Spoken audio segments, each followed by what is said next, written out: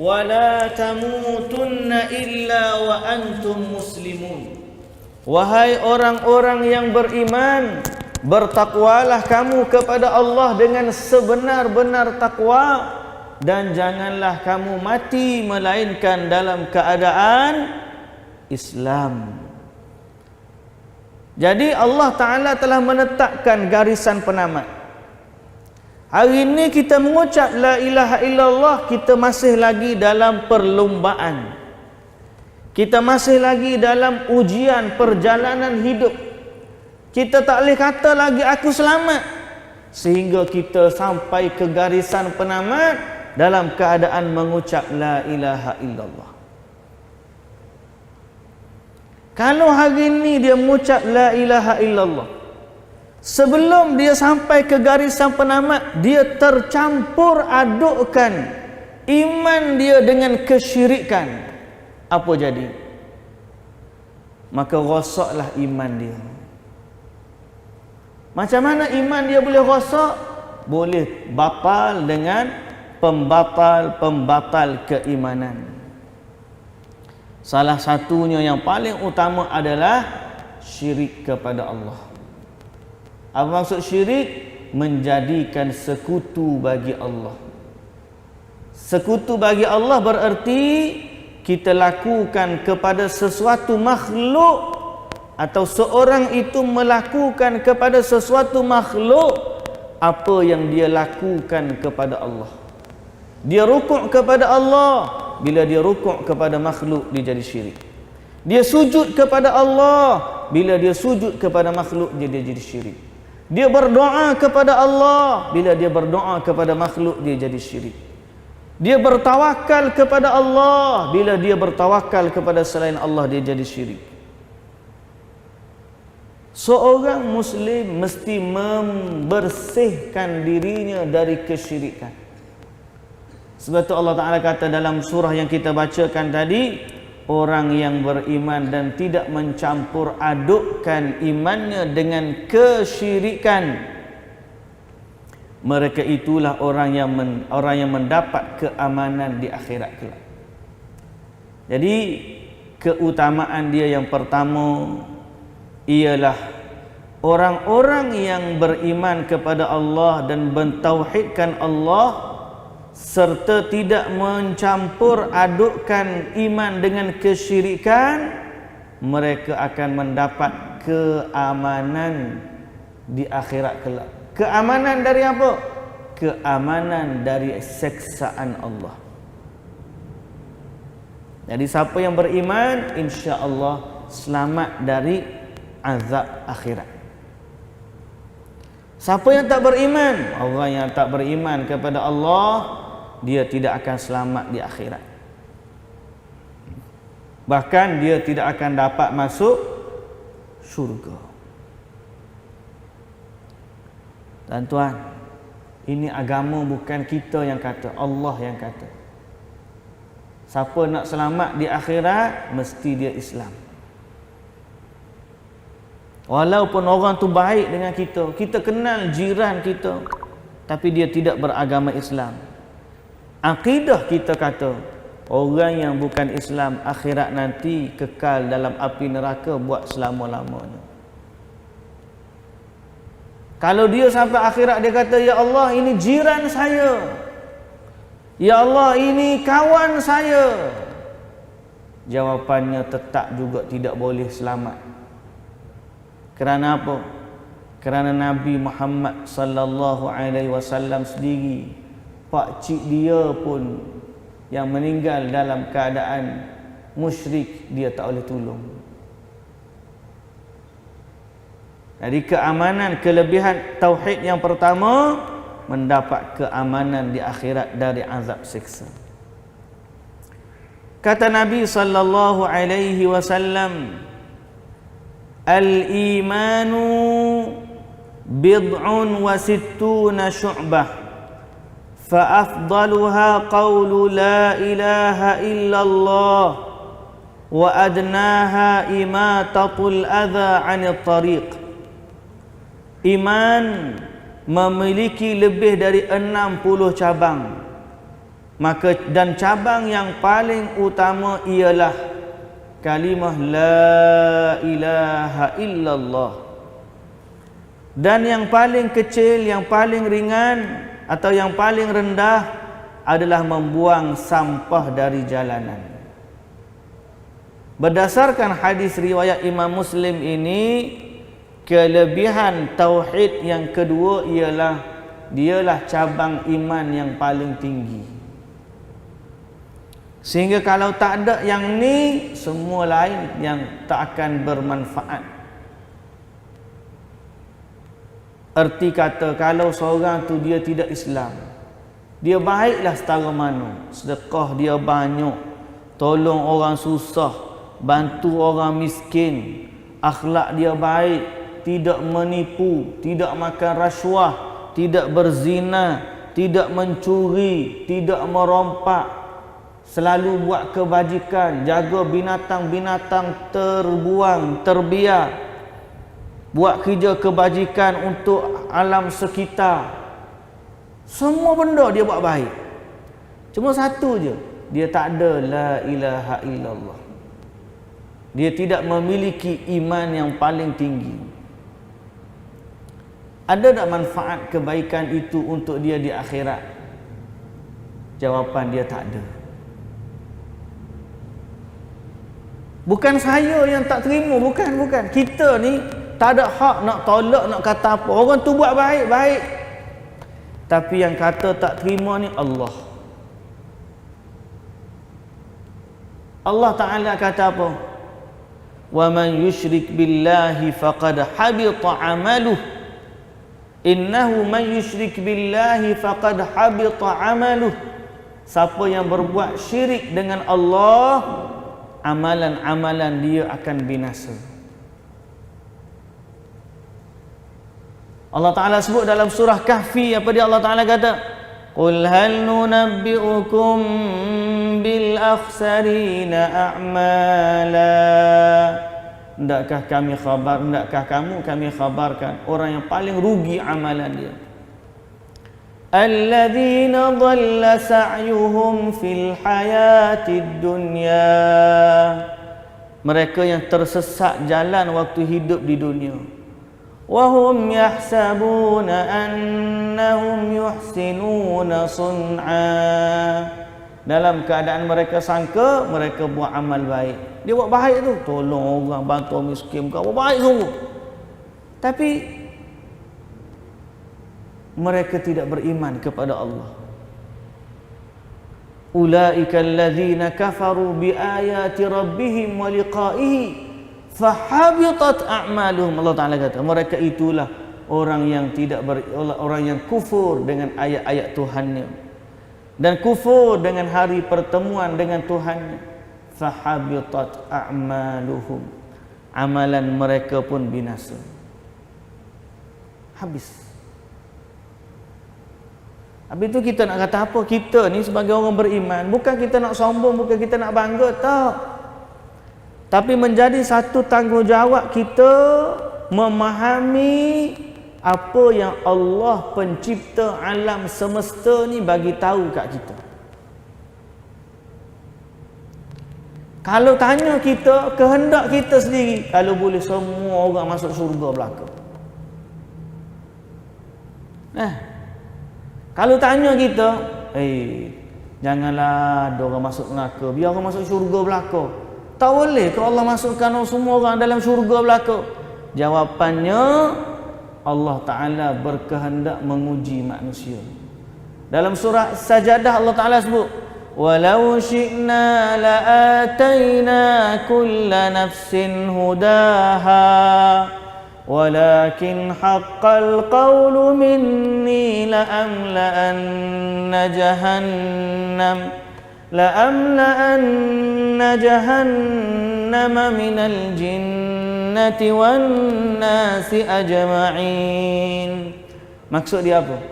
Walau syi'na, kata Allah, kalaulah kami mahu, la'atayna kulla nafsin hudaha, nescaya kami akan bagi semua makhluk ini hidayah. Kalau kami nak, boleh je kami bagi semua. Walakin haqqal qawlu minni, akan tetapi telah tetap ketetapan dariku, kata Allah. La'amla'anna jahannam, aku akan penuhkan neraka jahannam ini, minal jinnati wan nasi ajma'in, daripada jin dan manusia.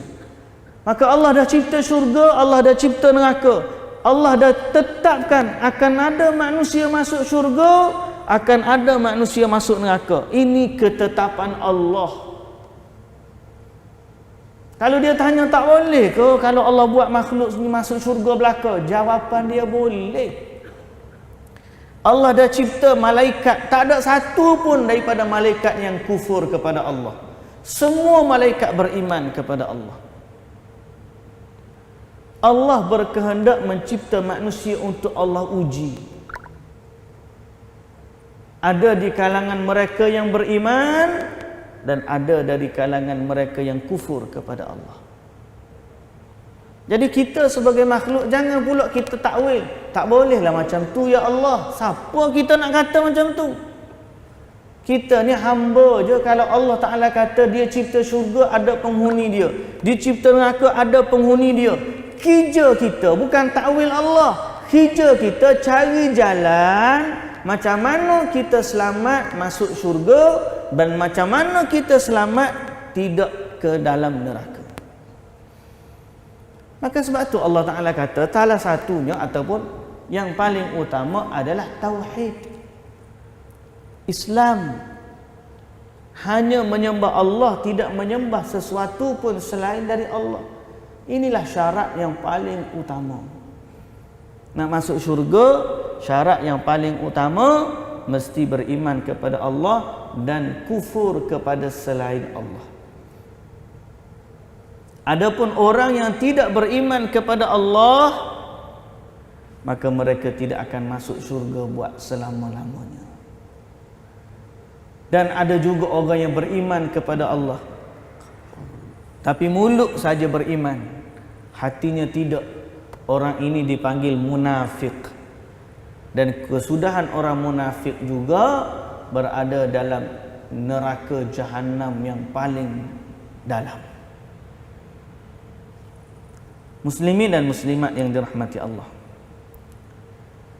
tauhid juga kelebihan dia selain daripada yang kita dah sebut dua. Pertama, keamanan di akhirat. Yang kedua, cabang keimanan yang paling tinggi. Yang ketiga, tauhid adalah asas kebahagiaan dan pelebur kepada dosa. Pelebur kepada dosa. Nabi sallallahu alaihi wasallam bersabda. Nabi sallallahu alaihi wasallam bersabda, "Man syahida an la ilaha illallah wahdahu la syarika lah wa anna Muhammadan abduhu wa rasuluh wa anna Isa abdullahi wa rasuluh wa kalimatuhu alqaha ila Maryam wa ruhum minhu wal jannatu haqqun wan naru haqqun adkhalahu Allahul jannah ala ma kana minal amal."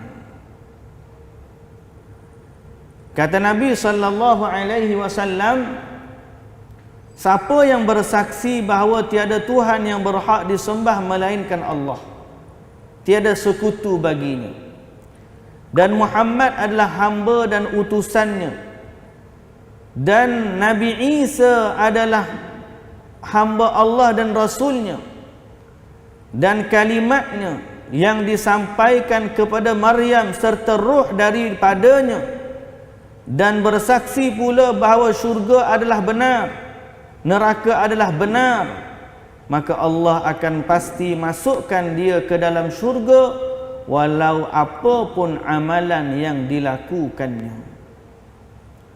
Berdasarkan hadis ini menunjukkan bahawa siapa yang mengucap la ilaha illallah, wala apapun amalan dia, insya-Allah dia akan masuk syurga.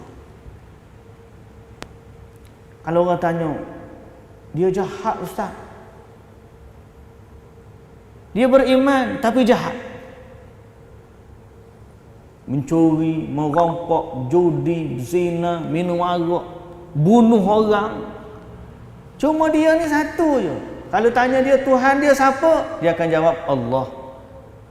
Kalau tanya mu ikut Nabi mana, dia ikut Nabi Muhammad. Kita tanya, cuba kamu mengucap, dia berkata la ilaha illallah Muhammadur Rasulullah. Dia jahat. Apa kesudahan dia? Maka akidah ahli sunnah kata, orang ni tetap akan masuk syurga, cuma lambat ataupun cepat. Kalau Allah Ta'ala tak ampunkan dia, dia akan masuk dalam neraka dulu sampai habis azab dosa dia, barulah dia masuk syurga. Atau keadaan dia satu lagi, Allah ampunkan terus dosa dia, lalu dia masuk syurga setelah mendapat keampunan.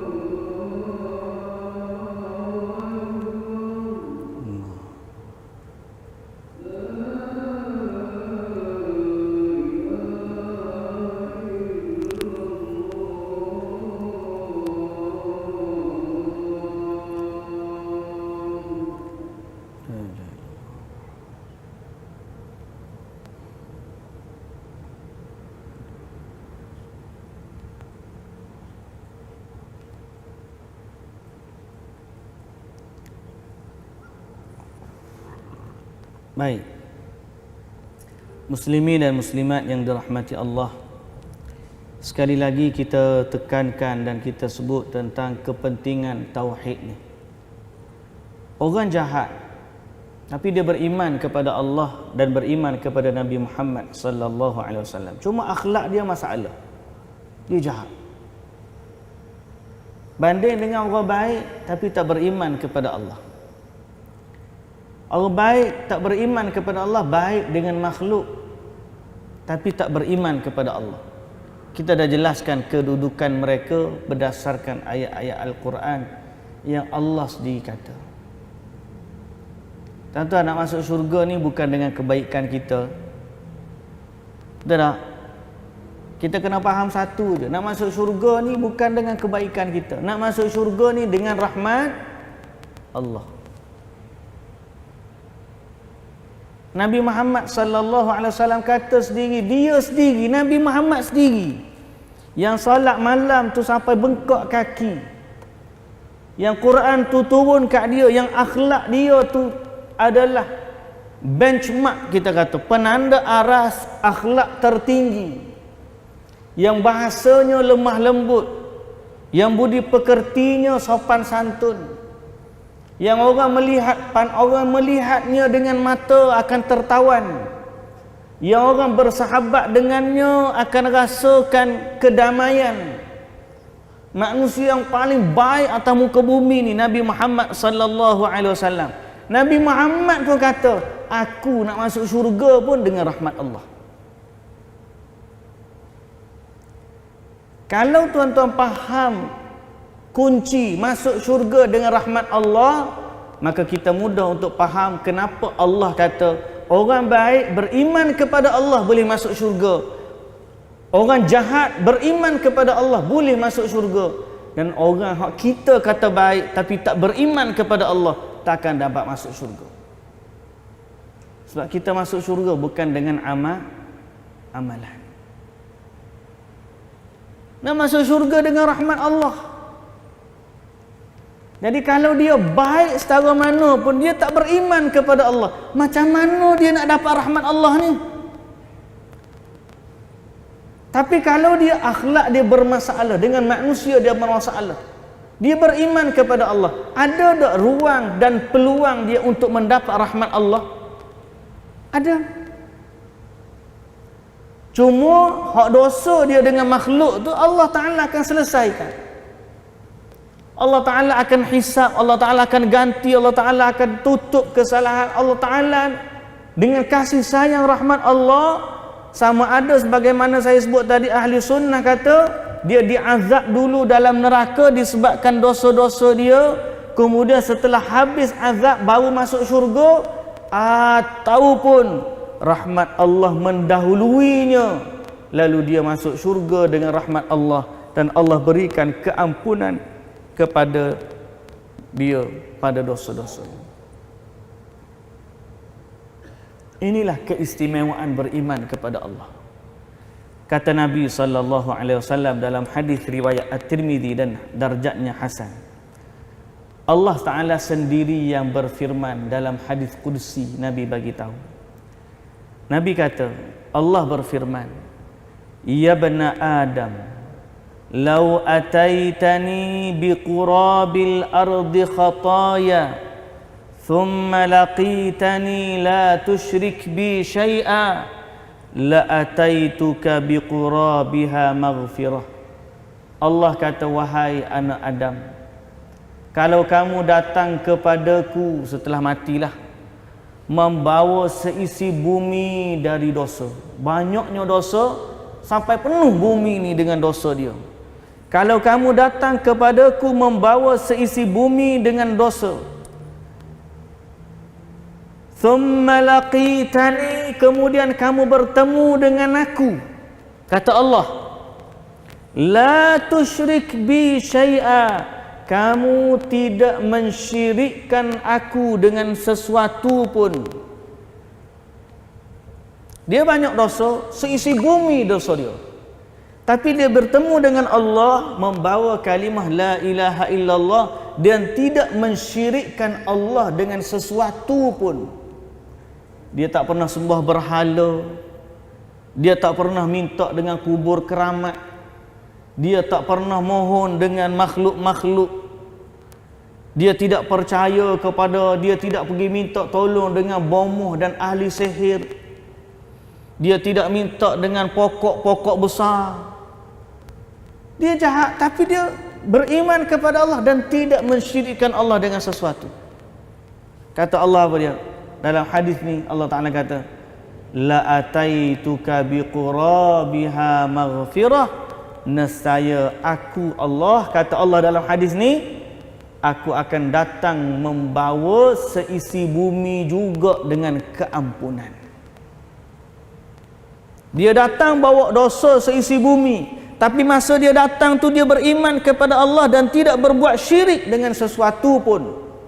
Allah kata, aku akan datang menemuinya bawa seisi bumi juga dengan keampunan. Sehingga akhirnya orang ni diampunkan oleh Allah dan dia mendapat rahmat Allah Subhanahu wa taala. Inilah keistimewaan tauhid kepada Allah. Jadi muslimin dan muslimat yang dirahmati Allah, jagalah iman kita. Inilah harta kita yang paling bernilai dunia dan akhirat.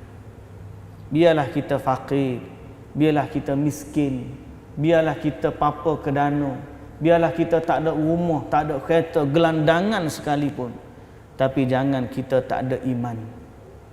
Sebab orang yang tak ada iman tak akan masuk syurga. Tapi kalau dia ni orang ada iman, dia gelandangan sekalipun di dunia, dia dihina sekalipun di dunia, kalau dia memiliki iman, akhirat nanti dia ahli syurga, insya-Allah.